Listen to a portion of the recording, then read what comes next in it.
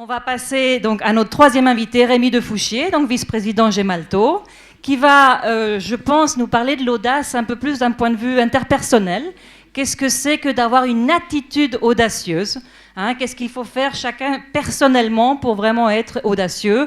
Qu'est-ce qui n'est pas l'audace? Il va également nous dire qu'est-ce qui n'est pas l'audace. Je vous passe la parole. Oui, alors donc je ne suis pas professeur de psychologie ou de sociologie, donc je ne vais pas essayer de vous expliquer ce que c'est que d'être audacieux, parce que je pense que vous l'êtes déjà, et à votre âge on l'est, et par votre formation vous l'êtes également.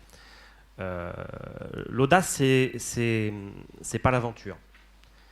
L'aventure, souvent, c'est aller vers l'inconnu. Donc l'audace, c'est accepter une forme de déséquilibre de laquelle naît une découverte.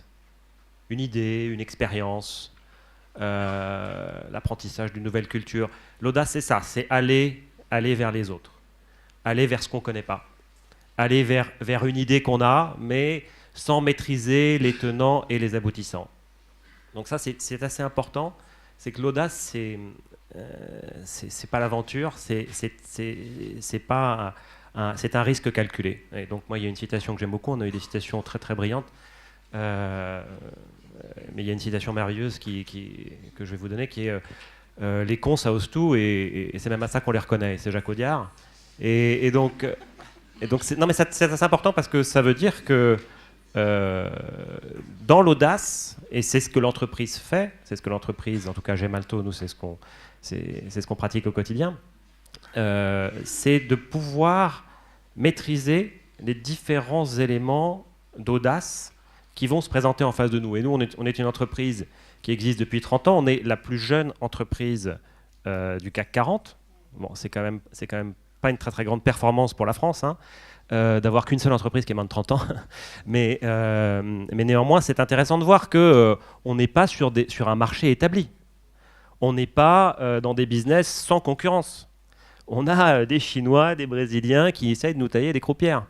Il y a 30 ans, on est né de la télécarte. Vous vous souvenez, la télécarte, c'est le truc qu'on mettait dans une cabine de téléphone. Ça vous parle, la cabine de téléphone? Ils étaient pas nés. Voilà, il y avait plein de cabines de téléphone partout, en fait. Voilà. Et ouais, faut regarder les films de Michel Audiard. Exactement. Et donc voilà, ça c'est l'origine de Gemalto, en tout cas dans les téléphones, pour les téléphones mobiles. Aujourd'hui, vous le savez peut-être pas parce que c'est pas marqué dans le petit bouquin, mais enfin je vous invite à aller rencontrer les personnes qui sont dans le stand Gemalto, parce qu'elles vont vous parler des métiers de Gemalto aujourd'hui, qui sont pas ce qui a marqué dans ce petit bouquin, encore une fois. Mais vous le savez peut-être pas, Gemalto, c'est une présence dans le cloud, c'est la sécurité du cloud. On vient de racheter une entreprise qui s'appelle SafeNet, qui est le numéro 1 mondial de la sécurité du cloud, qui travaille pour Apple, qui travaille pour Google, qui travaille pour les plus grandes banques. Parce qu'au fur et à mesure où toutes nos données vont dans le cloud, il faut les sécuriser. Gemalto, c'est le digital wallet. Gemalto, c'est la monnaie mobile. Gemalto, ce sont des produits et des services et des plateformes qui vont bien au-delà, évidemment, de la télécarte et évidemment des mutations de l'entreprise depuis 30 ans. Donc l'entreprise... Et c'est vrai que le grand groupe est souvent stigmatisé comme étant moins audacieux que la start-up. C'est vrai que la start-up, finalement, elle se lance et elle n'a pas grand-chose à perdre. Alors le grand groupe, lui, il essaye de construire sur ses forces. Donc construire sur ses forces, ça ne veut pas dire rester immobile. Si vous restez immobile, vous disparaissez. Et donc, à cet égard, je pense qu'il y a un élément audacieux en dehors du processus permanent d'innovation qui se produit dans le cadre d'un grand groupe comme Gemalto, et qui est le fruit de l'interne et de l'externe. L'externe par l'apport de nouvelles compétences, l'externe aussi par le lien très fort qui peut exister au niveau local avec les startups de la région, avec les plus jeunes entreprises de la région, et donc arriver sans arrêt à innover ou à favoriser, à susciter l'innovation, que ce soit en interne ou en externe.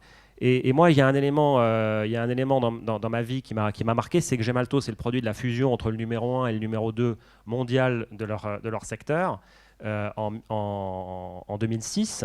Et c'est une fusion entre égaux. Numéro 1, numéro 2, c'est en général des boîtes qui ne sont pas très très loin en termes de chiffre d'affaires, de revenus, et là qui étaient très loin en termes de culture. Et il y a beaucoup de grandes fusions qui sont des échecs. Alors tout le monde regarde les méga deals Mais qui se souvient de AOL Time Warner? Vous vous souvenez de AOL Time Warner? Plus près de nous, il y a Publicis Omnicom. Super méga deal, des milliards partout. Donc voilà, ça aussi c'est être audacieux, c'est arriver à réussir, à rentrer dans une entreprise, à y rester, à faire ses concessions au jour le jour. Donc l'audace, ce sont des petites choses du quotidien qui permettent d'innover, de croître, mais ce n'est pas forcément la révolution, même si je suis d'accord avec Pierre. Oui, bien sûr, il y a une révolution à faire, en tout cas en France, et j'espère qu'on y participera tous, et pas que vous d'ailleurs. Je prendrai ma part pour faire en sorte que l'audace soit plus présente et qu'on arrive à relever les challenges qui se présentent à nous aujourd'hui. Mais allez voir notre stand. Voilà. Non, je fais du marketing quand même. Merci beaucoup.